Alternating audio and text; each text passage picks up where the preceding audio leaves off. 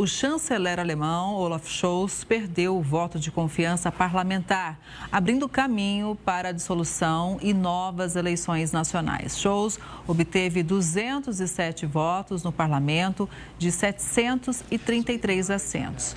Ele precisava de 367 votos para se manter no poder. A Alemanha enfrenta uma crise política após o chanceler demitir o ministro das Finanças em novembro. O voto de confiança é necessário porque a Constituição da Alemanha, pós-Segunda Guerra Mundial, não permite que o parlamento se dissolva. O presidente alemão agora precisa decidir se dissolve ou não o parlamento. Se dissolve ou não o parlamento. E, se dissolvido, uma eleição deve ser realizada dentro de 60 dias. Quem chega para fazer uma análise é o Vitélio Brustolin, que é professor de Relações Internacionais da Universidade Federal Fluminense e também pesquisador de Harvard. Vitélio, boa tarde, seja muito bem-vindo. Mais um problema aí num país importante, né? Dessa vez com a Alemanha. Vamos explicar para todo mundo qual que é o impacto disso. Boa tarde, Kelly. Boa tarde a todos. Bom, não foi uma surpresa essa aprovação do voto contra o Olaf Scholz. Para a gente ter uma ideia, Kelly, hoje de manhã ele fez um discurso no parlamento pedindo para os parlamentares votarem contra ele, né, a favor desse voto de desconfiança.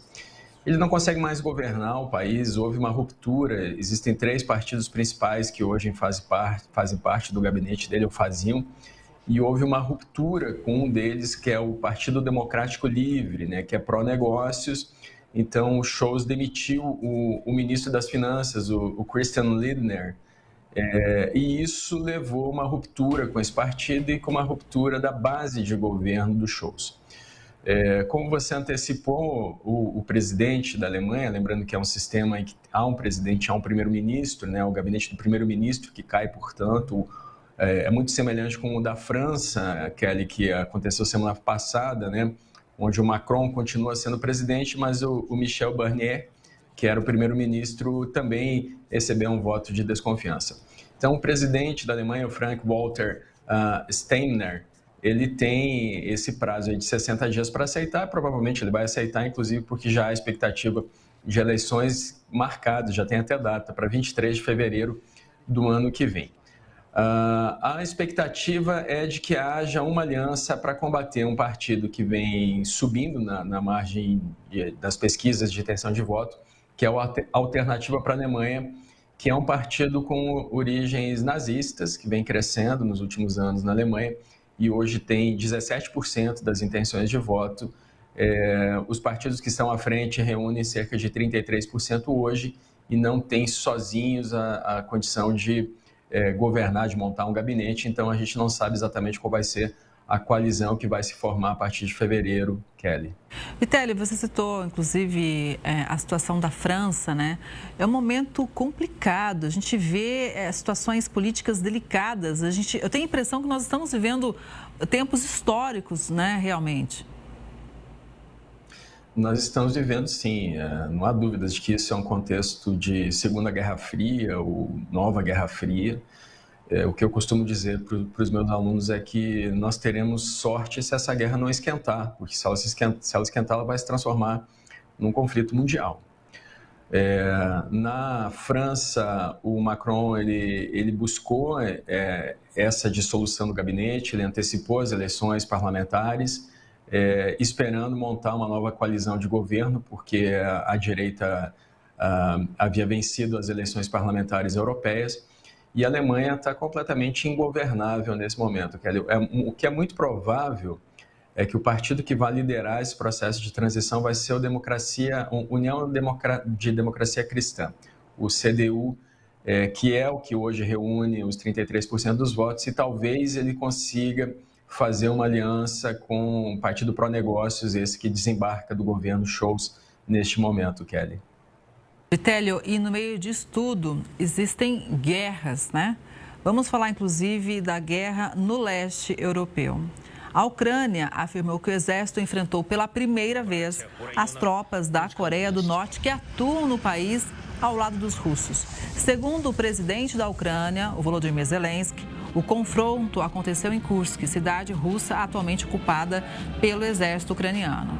No fim de semana, tropas norte-coreanas atacaram alvos da Ucrânia, que revidou usando drones. Isso segundo a agência de inteligência militar ucraniana. Pelo menos 200 soldados coreanos morreram ou ficaram feridos. Vitélio. Olha, o fato de haver soldados norte-coreanos numa guerra na Europa, né, na Ucrânia, chocou muitas pessoas. A estimativa é que hoje sejam cerca de 11 mil soldados norte-coreanos. A Coreia do Norte não nega e não assume que eles estão lá. É a primeira vez que o Zelensky divulga esses relatórios. Segundo ele, cerca de 30 soldados norte-coreanos foram mortos nas vilas de Plekovo, Vorosba e Martinovka, que são na região de Kursk, que a Ucrânia ocupa desde agosto, a região russa que a Ucrânia ocupa, buscando melhores negociações para o final dessa guerra. Em contrapartida, a Coreia do Sul vem informando a Ucrânia com inteligência, com dados de satélites, justamente para confrontar a Coreia do Norte, já que a Coreia do Sul e a Coreia do Norte tecnicamente ainda estão em guerra, já que a guerra da Coreia de 50 a 53 nunca chegou a um tratado de paz, apenas o armistício. Então nós vemos realmente um alargamento da guerra na Ucrânia, desta vez com exércitos regulares de outros países no campo de batalha, Kelly. E, enquanto isso, o presidente russo, Vitélio, acusou os países do Ocidente de empurrarem a Rússia para a linha vermelha. Segundo Putin, isso é algo que Moscou não pode tolerar. Em uma reunião com autoridades de defesa, o líder disse que o país está observando com preocupação o desenvolvimento e a possível implantação de mísseis de curto e de longo alcances pelos Estados Unidos. De acordo com Putin, caso o país norte-americano siga com a decisão, a Rússia vai suspender todas as restrições voluntárias à implantação dos próprios mísseis. Mais uma vez, vindo Putin sempre ameaçando com o emprego de armas mais potentes. Olha, esses acordos para uso de mísseis hoje são uma mera formalidade. O direito internacional já foi descumprido diversas vezes, inclusive pela Rússia. Descumpre a Carta da ONU invadindo a Ucrânia, é proibido, guerra de anexação é proibido pela Carta da ONU. Descumpre o Memorando de Budapeste, no qual ela se comprometia a defender a Ucrânia em 94. Isso foi assinado, a Ucrânia entregou suas armas nucleares para a Rússia em troca desse acordo de segurança coletiva, também assinaram Estados Unidos, França, Reino Unido e China. Então, é apenas mais um ato político, esse aviso aos Estados Unidos. Agora, não há dúvidas que nós voltamos, nós recuamos passos em prol do desarmamento, inclusive desarmamento nuclear. Nesse momento, há países como a China, por exemplo, que aumentam em muito seus arsenais nucleares. A China tinha cerca de 350 ogivas. Hoje, há relatórios que apontam que a China já tem cerca de 700 ogivas nucleares. Então, havia um programa, Kelly, para finalizar, que era o programa Guerra nas Estrelas, apelidado assim nos Estados Unidos, foi lançado na década de 80 para proteger os Estados Unidos contra mísseis de longo alcance. Esse programa já usou 200 bilhões de dólares e não chegou ao fim. Muito provavelmente nós veremos um acirramento das defesas antiaéreas de vários desses países nos próximos anos. Isso já vem acontecendo, mas ainda a passos lentos, e veremos também o investimento em tecnologias para alvejar países a longa distância, que é uma coisa, aliás, que a Coreia do Norte vem tentando com a Rússia para alvejar território dos Estados Unidos, Kelly. Agora, Vitélio, conforme vai andando esse conflito e a gente não sabe ainda quando nem como vai terminar, essa ameaça de emprego de arma nuclear, seja ela de menor intensidade, ou seja, aqueles armamentos menores, mais pontuais, mais objetivos, ela pode virar uma realidade ou ainda fica no tom da ameaça? Fica no tom da ameaça. A Rússia não pode usar armas nucleares na Ucrânia porque as chuvas e o vento levariam a radiação para a Rússia, mesmo que sejam armas nucleares táticas, essas menores que vão de meio quiloton a 5 quilotons. Toda a questão é que, embora muitas pessoas acreditem que o que manteve a paz, uma paz relativa, que não levou a uma terceira guerra mundial após a Segunda Guerra Mundial, embora algumas pessoas acreditem que foi o direito internacional, como nós percebemos, o direito internacional vem sendo descumprido. O que manteve a paz foi o medo coletivo de uma guerra nuclear. Então, as armas nucleares, ironicamente, as mesmas armas que podem destruir o planeta, são aquelas que levam os países a não se confrontarem diretamente às grandes potências, e sim apenas confrontos indiretos, como nós vimos na Guerra Fria no Vietnã, na própria Guerra das Coreias, na Guerra das Malvinas.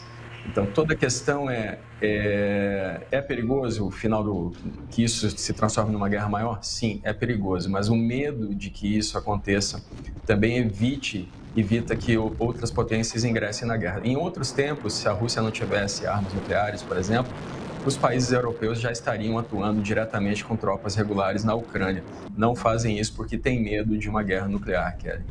De qualquer forma, o presidente da Ucrânia, Volodymyr Zelensky, disse que vai participar de uma reunião com líderes europeus na quarta-feira. O encontro vai acontecer em Bruxelas e vai reunir representantes da Grã-Bretanha, França, Alemanha, Itália, Polônia, OTAN e União Europeia. O objetivo é discutir o apoio dos países à Ucrânia na guerra contra a Rússia. O encontro acontece no momento em que nações europeias enfrentam a possibilidade de os Estados Unidos, maior fonte de apoio a Kiev, mudarem a abordagem ao conflito com o retorno de Donald Trump à Casa Branca. Zelensky pediu que aliados europeus enviem tropas à Ucrânia para impedir novas ações militares da Rússia em um possível acordo de cessar-fogo. Mas, como você vinha explicando para a gente, Vitélio, esse envio de tropas por parte de países europeus, ele é difícil acontecer justamente para evitar uma escalada da guerra? Olha, essa ação está na mesa, o envio de tropas da Europa está na mesa, inclusive dos Estados Unidos.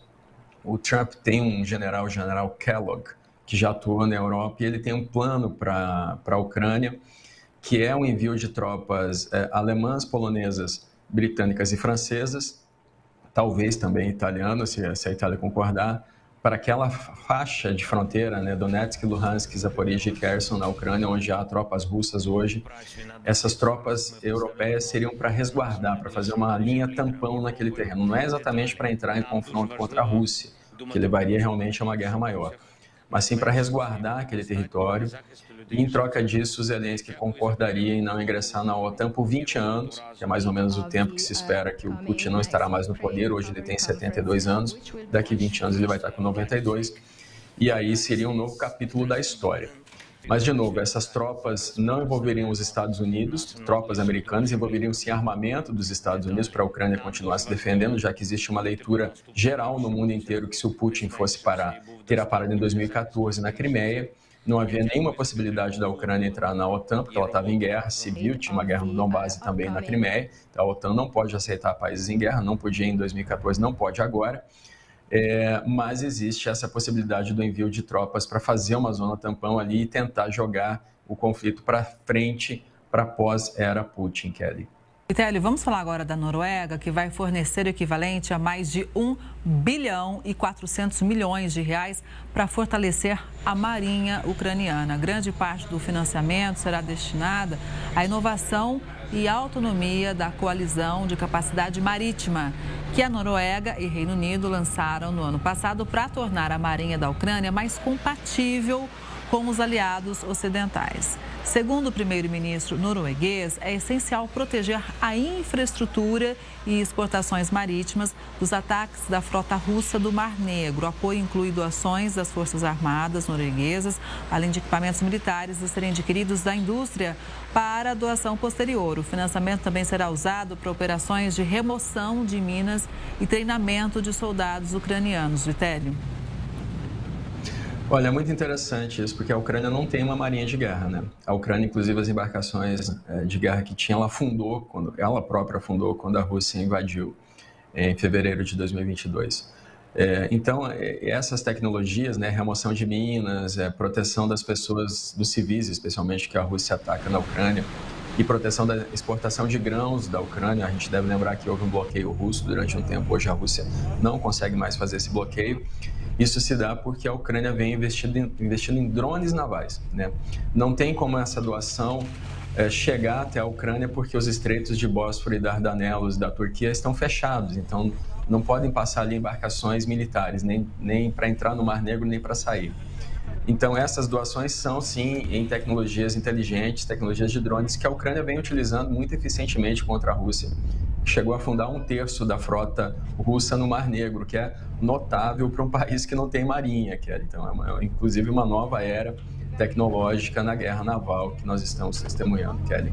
Depois de ser derrotado em uma nova votação de impeachment no sábado, o presidente destituído da Coreia do Sul rejeitou as intimações judiciais para prestar depoimento nas investigações sobre o decreto de lei marcial. Yoon Suk-yeol é alvo de 2 investigações por acusações de insurreição. Os promotores do caso enviaram uma nova intimação ao político depois que ele se recusou a comparecer na primeira convocação.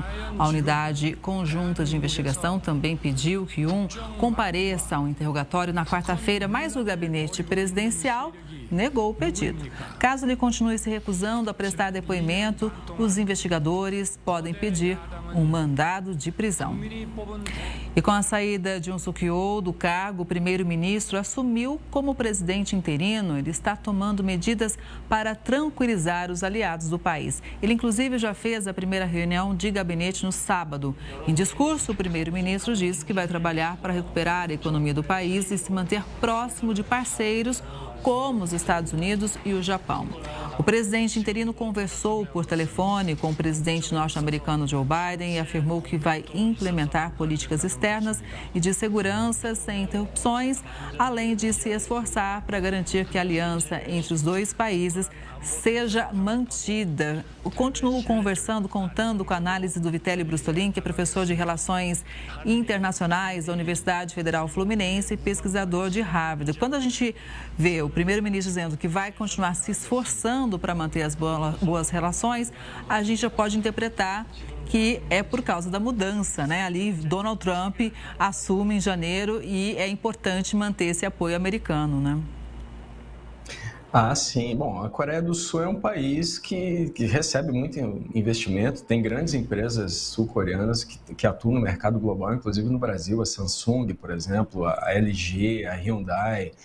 Então, não há interesse em que os investidores internacionais e que aliados como os Estados Unidos, que inclusive protegem militarmente a Coreia do Sul, a Coreia do Norte tem 50 ogivas nucleares, os Estados Unidos enviaram um submarino nuclear lá para perto da Coreia do Sul e deixaram isso muito claro. Eles poderiam apenas ter mantido em segredo, porque o submarino fica oculto, né? Mas deixaram muito claro que está lá um submarino para proteger a Coreia do Sul contra uma ameaça da Coreia do Norte. Então, esse primeiro-ministro, o Han Duck-soo, ele quer realmente tranquilizar tanto os aliados internacionais quanto os investidores da Coreia do Sul. Lembrando que a Coreia do Sul é um país que, apesar da sua história como república vir lá do final da Segunda Guerra, ela só chega a uma democracia efetivamente em 1987. Então, a população preza muito pela democracia e esse presidente, o Yoon Suk-yeol, ele só venceu com uma margem de 0,6%. Então, realmente, a Coreia do Sul quer mostrar que as suas instituições estão funcionando e quer continuar tanto com os investidores quanto com seus parceiros internacionais, Kelly. Principalmente nesse momento, né, que a tensão com a Coreia do Norte se intensificou, a gente tem acompanhado isso aqui no Conexão e a gente vê a Coreia do Norte muito alinhada com a Rússia, inclusive como a gente acabou de analisar, a Coreia do Norte enviando tropas para lutar em favor da Rússia em território ucraniano e toda essa confusão ali na Coreia do Sul. Então, manter realmente essa diplomacia, essas boas relações são fundamentais, né, Vitelli? Exatamente. E nós estamos vendo um novo capítulo da Guerra Fria, né? Quando ocorre a Guerra da Coreia, começa em 50, havia uma disputa por uma Coreia que seria totalmente comunista, que era o que a Coreia do Norte queria. E aí os Estados Unidos entram para proteger a Coreia do Sul, tem a atuação do famoso general MacArthur, que acaba ultrapassando um rio da China na guerra, e a China disse que foi uma violação de soberania, e lá em 50 os Estados Unidos ameaçam jogar uma bomba nuclear na China. Veja só, Kelly. Pois é, a gente vai... nós estamos vendo só um novo capítulo da mesma história. Bom, a gente vai continuar contando sempre com a sua análise, isso é fato. Só como curiosidade, o Brasil vai começar a enviar café especial para a Coreia do Sul. Foi fechada uma parceria que pode render bons milhões aqui para os produtores brasileiros. Muito obrigada pela análise, viu? Uma boa tarde para você e até a próxima. Obrigado a vocês pelo convite. Até logo. Até.